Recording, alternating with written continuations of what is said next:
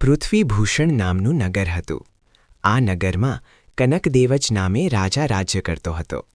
તેને યશ વધારનારી યશોમતી રાણી અને ગુણચંદ્ર તથા કીર્તિચંદ્ર નામના 2 કુંવરો અને ગુણના ભંડાર સમી સુનંદા નામે કુંવરી હતી. સુનંદાની ઉંમર 12 વર્ષની હતી. નહોતી તે પૂરી સમજુ કે તદ્દન નહોતી અણસમજુ. તે વખતે તે સખીઓ સાથે મહેલની અગાશી ઉપર ચઢી નગરની શોભા નિહાળતી હતી. દૂર દૂરના મંદિરોની આરતીઓના રણકારા અને પછી ફરતી ગાયોના ટોકરાના અવાજે સુંદર સંગીત ચારે બાજુ ફેલાયું હતું. આકાશમાં અંતરે અંતરે તારક દીવડાઓ પ્રગટી રહ્યા હતા. કુદરત સૌમ્ય અને આહલાદક હતી. ત્યાં સામેના એક ઘરમાં સુનંદાની દૃષ્ટિ પડી અને તે એકદમ સ્થિર થઈ. નાથ, મારો વાંક નથી. નાહક મને ન મારો. હું કુલવાન અને સંસ્કારવાળી સ્ત્રી છું. મેં કોઈ અઘટિત કાર્ય કર્યું નથી. પણ લાકડી વડે મારનાર યુવાન પુરુષને તેનું કંઈ સાંભળવાની પરવા નહોતી. તે ઘડીકમાં પાટું તો ઘડીકમાં લપડાક તો ઘડીકમાં લાકડી વડે છૂટો ઘા કરતો હતો.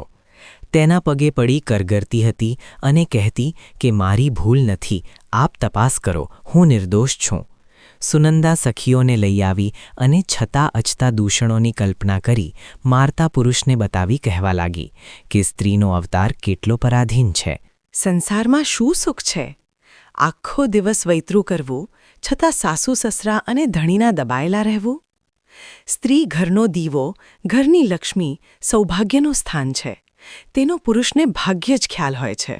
બહેન, મારો વિચાર તો પરણી દુનિયામાં જે કાંઈ મોટા મોટા પાપો ગણાય છે તે શિકાર, ચોરી, મદિરા વગેરે બધા પુરુષો કરે છે. તેને આધીન થઈ જીવન વેડફી નાખવાનો નથી. તું માતાને કહે છે કે ભૂલે ચૂકે મારો વિવાહ કોઈ જગ્યાએ કરી ન નાખે. સખીએ કહ્યું, બહેન, હજી તો નાની છે. સ્ત્રીને પતિ શું છે તેની ખબર હજી હમણાં તેને નહીં પડે. સ્ત્રીનો સૌભાગ્ય, પ્રાણ અને સર્વસ્વ સ્વામી છે તે આજે તું ક્યાંથી સમજે? મારે કાંઈ સમજવું નથી. તું તારી માતાને કહી દેજે કે સુનંદા પરણવાની નથી અને તમે કોઈનું માંગું સ્વીકારશો નહીં કે માંગું કરશો નહીં. સુનંદાએ પુરુષ જાત પ્રત્યે અણગમો બતાવતા મક્કમતાથી કહ્યું. સખીએ રાજમાતાને કહ્યું કે સુનંદાનો વિચાર લગ્નનો નથી, પણ તમે તેમાં ગભરાશો નહીં. બાળક છે એટલે બોલે. ઉંમર થયે બધા સારાવાના થશે. રાજમાતા હસ્યા અને સારું કહી પતાવ્યું. સમય વીત્યો. સુનંદાની ઉંમર 15-16 વર્ષની થઈ છે. શરીરમાં સ્ફૂર્તિ, ચપળતા અને રૂપના અતિરેક સાથે અવયવોમાં ફેરફાર પણ થયો છે. વસંત ઋતુનો સમય હતો. મહેલની અગાશીમાં સુનંદા ઊભી હતી. ત્યાં તેની નજર સામેના એક સુંદર મકાન ઉપર પડી. મકાનની બારીઓને ફૂલની જાળીઓથી શણગારી હતી. સુગંધી ધૂપથી મકાન મહેકી રહ્યું હતું અને અંદર વચ્ચે વચ્ચે એક સુંદર પલંગ ઉપર બેઠેલ દંપતી યુગલ એકબીજા દોગુંદક દેવ સરખા આનંદમાં મસ્ત હતો. તેમની 5 ઇન્દ્રિયોને મહેકાવે તેવા તે મકાનમાં સર્વ સાધનો હતા. દાસ દાસીઓ સેવામાં હાજર હતા. સંગીતના સુંદર સરો તેમના કાન અને હૃદયને ખુશ કરતા.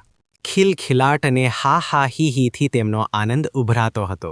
સુનંદાના હૃદયમાં અકથ્ય અણજણાટ ઊભો થયો. જળાઈ ગયેલી પૂતળી સરખી તે એકદમ સ્થિર અને એકી ટસે જોવા લાગી. તેના રૂએ રૂઆં ખડા થયા અને તેને તેના મનમાં થવા માંડ્યું કે આવું સુખ મળે તો કેવું સારું. કેમ બહેન, આવું સુખ તમને ગમે છે? તેમ કહી સખીએ બોલાવી ત્યારે જ તે ચમકી અને સખી સામું જોઈ તે બોલી. મારું ભાગ્ય ક્યાંથી હોય કે આવું સુખ મને મળે? એવું ન બોલીશ. તું રાજપુત્રી છે. તને આથી પણ સુંદર વૈભવ અને સુખ મળશે. એ કોણે જાણ્યું છે? એમ કહી સુનંદાએ નિસાસો નાખ્યો. સખીએ કહ્યું, રાજમાતાને વાત કરું કે સુનંદા લગ્નની ઈચ્છા રાખે છે? ના, હમણાં નહીં. કેમ કે આજ સુધી લગ્ન નહીં કરવાનો આગ્રહ કરેલો એટલે તેમને અનેક તર્ક વિતર્ક જાગશે. યુક્તિથી બધું જણાવાશે. કામ વિકાર એ તો અગ્નિ છે. અગ્નિમાં લાકડા પડે તેમ તે ભભૂકે. માટે આ જોઈ જીવ બાળ નહીં. નીચે ચાલ. એમ કહી સુનંદાનો હાથ ખેંચી સખી નીચેના માળે લઈ ગઈ. બજાર સામે પડતી બારીએ સુનંદા અને તેની સખી બેઠા છે. તેટલામાં વસુદત્ત શેઠનો પુત્ર રૂપસેન ત્યાંથી પસાર થયો અને પાનવાળાની દુકાને આવ્યો. સુનંદાએ આંખના એક પલકારામાં તેને નક્ષિક નિરખ્યો અને નક્ષિક શરીરમાં અણઝણાટ અનુભવ્યો. તે સખીને કહેવા લાગી કે સખી, કેવો સુંદર રૂપાળો યુવાન છે. તેની આંખ કેવી નમણી છે. તેના બાહુ કેવા લાંબા અને શરીર કેવું પ્રમાણસર અને લાલિત્યભર્યું છે. સુનંદા, પુરુષજાત ક્રૂર છે. આ બધું તું ભૂલી ગઈ? એમ કહી સખીએ સુનંદાને પૂર્વની પુરુષજાત ઉપરના તિરસ્કારનો પ્રસંગ યાદ કરાવ્યો. સુનંદાએ કહ્યું, સખી, શાણી થઈ તું, દાઝ્યા ઉપર ડામ ન દે. ત્યારે શું કરું? સામે ઊભેલ રૂપસેનને મારો એક સંદેશો આપી આવ. તે ચતુર હશે તો સમજશે, અને ચતુર નહીં હોય તો અચતુરના સંગથી શું ફાયદો? લાવ આપી આવું કહી સખીએ તત્પરતા બતાવી. સુનંદાએ કાગળ લીધો અને લખ્યું કે નિર્થકમ જન્મગતમ નલિન્યાહ યયા ન દૃષ્ટમ તુહિનાન શુબિંબમ. જેણે ચંદ્ર નથી જોયો તેવી કમલિનીનો જન્મ નિર્થક છે. સખીએ પત્ર લઈ રૂપસેનને કોઈ ન જાણે તેવી રીતે આપ્યો. ચતુર રૂપસેન બધું સમજી ગયો અને તે જ લીટીની નીચે તેણે લખ્યું, ઉત્પત્તિ રિંદોરપી નિષ્ફલૈવ દૃષ્ટા વિનિદ્રા નલિની નયેન. જેને જોઈને નલિની વિકસ્વર થઈ નથી તે ચંદ્રની ઉત્પત્તિ પણ નિષ્ફળ છે. સખીએ પત્ર સુનંદાને પહોંચાડ્યો.